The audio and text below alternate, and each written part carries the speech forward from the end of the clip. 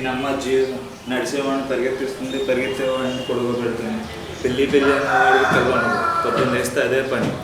నా పిల్లంట.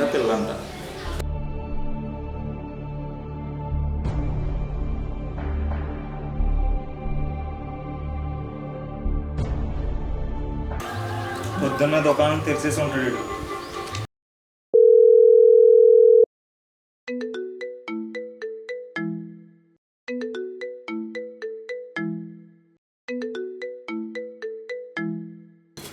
హలో చెప్పరా. హాయ్ రా. ఎక్కడా? ఇక్కడ ఫ్లాట్లో రా. సరే ఆ చేతిలో పక్కన పడేసి మన ప్లేస్కి వచ్చాయి. సరేగానే చూసినట్టు బాగానే చెప్పు. నువ్వు పదని వస్తా. జీవితమైనా బీరైనా రెండూ ఒకటే, ఆస్వాదించలేకపోతే.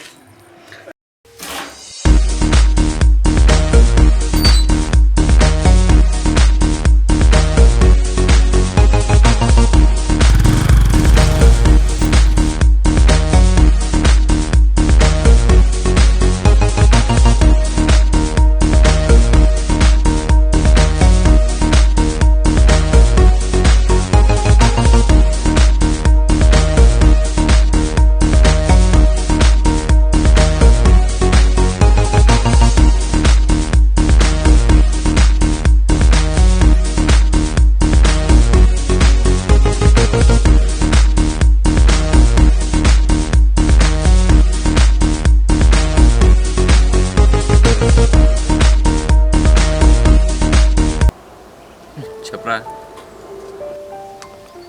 నాకు పెళ్ళి సెట్ అయిందిరా. కంగ్రాట్స్. పార్టీ ఇప్పుడు రా. పార్టీ గురించి కదరా, నా లైఫ్ గురించి ఆలోచించు.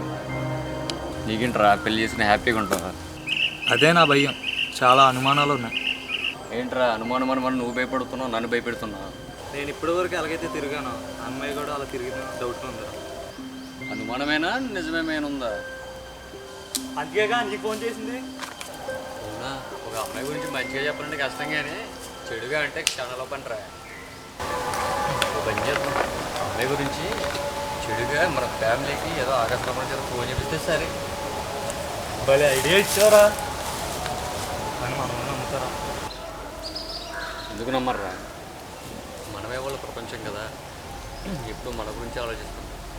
అలాంటిది నువ్వు అమ్మాయిని చేసుకుంటానని నిరాహార దీక్ష చేసినా అది జరగదు. థ్యాంక్ యూ రా. అందుకే నీకు ఫోన్ చేశా. రే నేను వెళ్తున్నాను, వచ్చే. నీ మీద నాకు అనుమానంగా ఉందిరా. ఏంట్రా ఏం మాట్లాడుతున్నావు? నాకేమో అర్థం కాలా. వచ్చా. అర్థం కాకపోవడానికి ఏముందిరా? సరిగ్గా చెప్పు.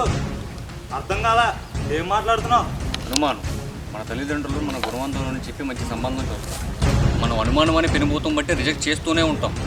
మనకు పెళ్ళి కాదు, వాళ్ళ ఆశ తీరదు. ఎప్పటికీ జీవితంలో ఇలాగే మిగిలిపోతాం. ఏం మాట్లాడుతున్నావు?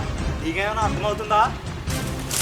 ఆ అమ్మాయి కూడా మనలాంటిదే అయితే ఆ అమ్మాయి గురించి మొదటి అనుమానం ఏంటో తెలుసా? అసలు నువ్వు మగాడవేనా అని. నీకు అర్థమయ్యేలా చెప్పనా? మనం ఎంత పొడుపులు చేసామో ప్రత్యేకంగా చెప్పక్కర్లేదు, కానీ ఎవరో తెలియని అమ్మాయి మీద మాట ఇలా పెద్ద మాట బాగుందిరా. చాలా బాగుంది. ఇది చిన్న అనుమానం మాత్రమే. ఆడపిల్లని ప్రతి ఇంట్లో ఉండే ఆట వస్తువుగా కాదు, ప్రతి పుట్టుకకు కారణమైన అమ్మలా చూడండి. సారీ రా, నన్ను క్షమించు. నేను క్షమించాల్సింది నేను కాదురా, నీ తల్లిదండ్రులు, నీ జీవిత భాగస్వామి. నాకు తెలుసురా, నువ్వు ఎప్పుడూ నా మంచిగా కోరుతావని.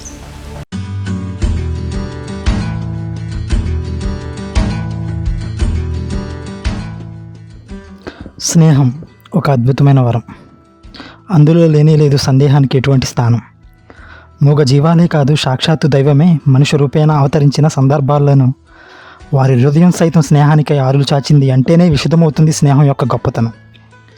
అందుకే కదూ నా అన్నవాళ్ళు లేనివారు, బంధువులే లేనివారు ఉంటారేమో కానీ స్నేహితులు లేనివారు ఉండరు అనేది.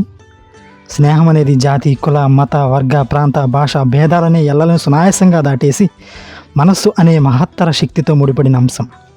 అలా అని మనమేంటో తెలుసుకోవాలని మాట కలిపే అందరినీ, అడపాదడపా కొన్ని విషయాల్లో మన భావాలు కలిసే వారిని, ఊసిపోక మనతో దారంటా సరదాగా నడిచే వ్యక్తులను మనం తప్పే చేస్తున్నా మనల్ని తానా తందానా అంటూ ప్రోత్సహించే ఆ కొందరే అసలు సిసలైన స్నేహితులుగా భావించడం చాలా చాలా తప్పు.